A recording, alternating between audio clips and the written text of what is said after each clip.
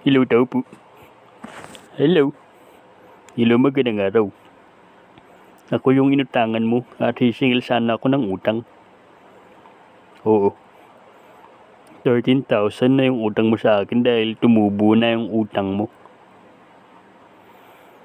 Oo.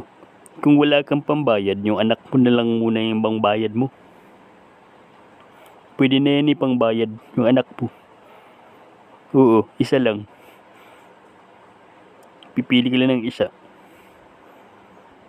Pwede na yan, okay. Okay. Sige.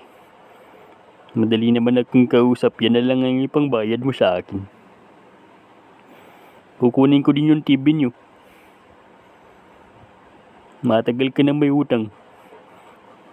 Hindi mo pa nakuha sa akin. Hindi mo pa nabayaran.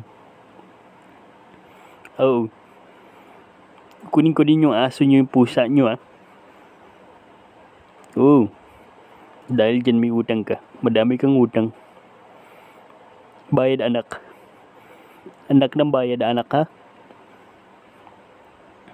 Okay. No complaint. Nag-report ako sa pulis pag di ka nagbayad. Okay. Sige, kausapin mo yung anak mo ngayon. Mabait ba yan? Ay, hindi yan mabait. O sige, pwede na yan. Basta may bayad. All goods. Okay na. Okay na. Okay na, sige. O siya, sige, babay na. Bali nga pala, paki-forward ang number mo at ang address mo. Address. Oh, pupunta ako dyan. Okay, salamat. Salamat, my friend. At okay na yan.